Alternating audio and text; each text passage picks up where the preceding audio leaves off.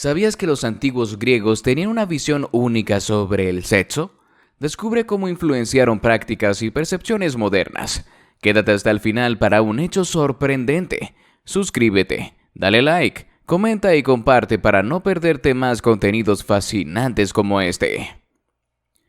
Explorando la intimidad en la antigua Grecia, nos encontramos con un panorama sorprendente de aceptación y prácticas que podrían parecer chocantes hoy en día.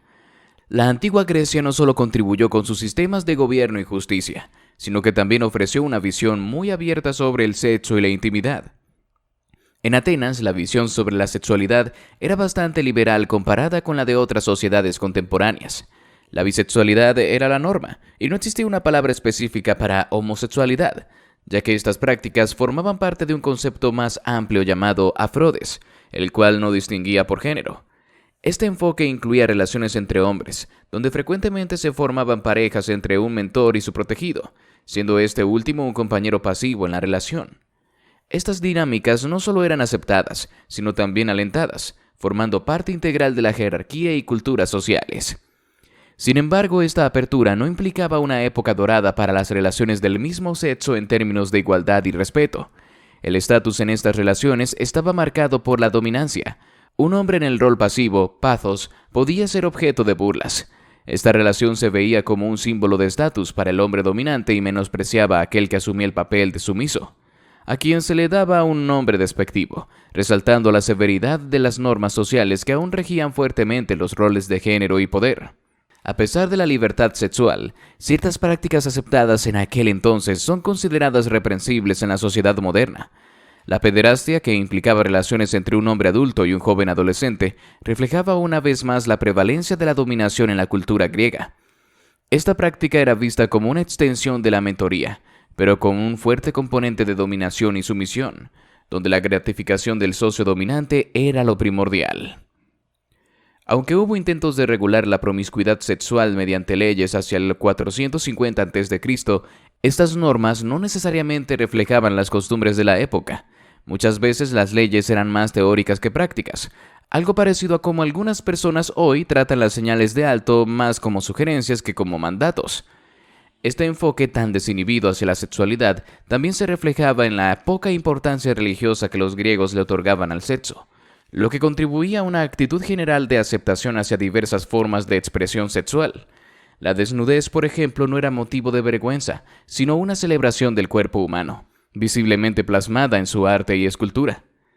Este contexto de apertura y aceptación no solo define un aspecto fascinante de la cultura griega, sino que también pone en perspectiva cómo las normas sociales y culturales pueden influir profundamente en las actitudes hacia el sexo y la intimidad.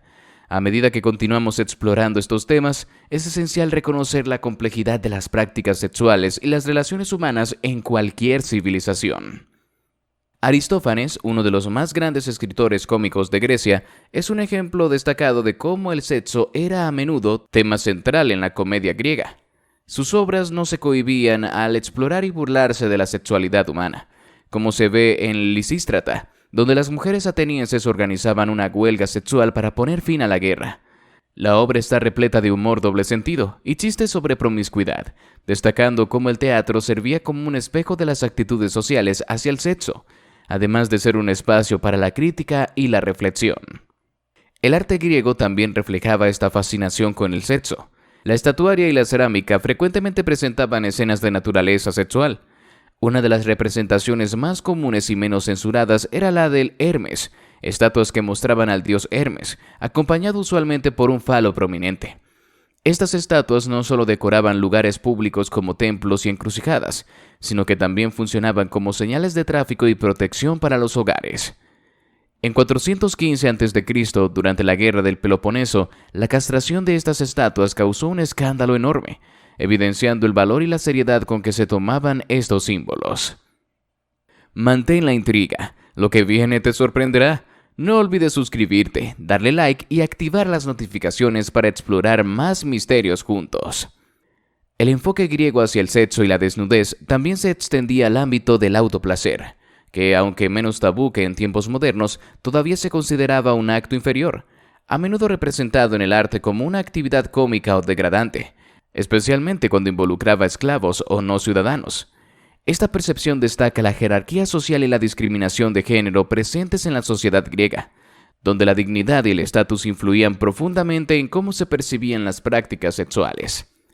A pesar de estas actitudes más liberales, ciertos aspectos de la intimidad, como el beso romántico, permanecían tabú, especialmente en público.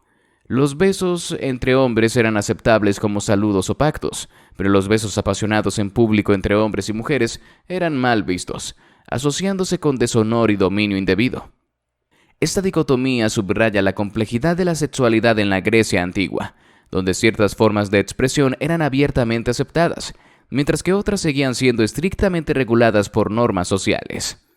Así, mientras que la sexualidad en la antigua Grecia era abordada con una apertura notable en muchos aspectos, todavía existían límites y reglas que reflejaban las estructuras de poder y los roles de género de la época. Este enfoque dual no solo influenciaba la conducta social y personal, sino que también se reflejaba en el arte, la literatura y la vida cotidiana de los griegos antiguos.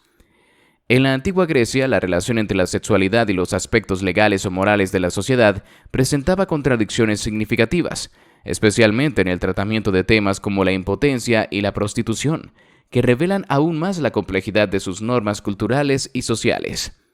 El tratamiento de la impotencia en la Grecia antigua ejemplifica cómo la medicina y la cultura se entrelazaban con la sexualidad.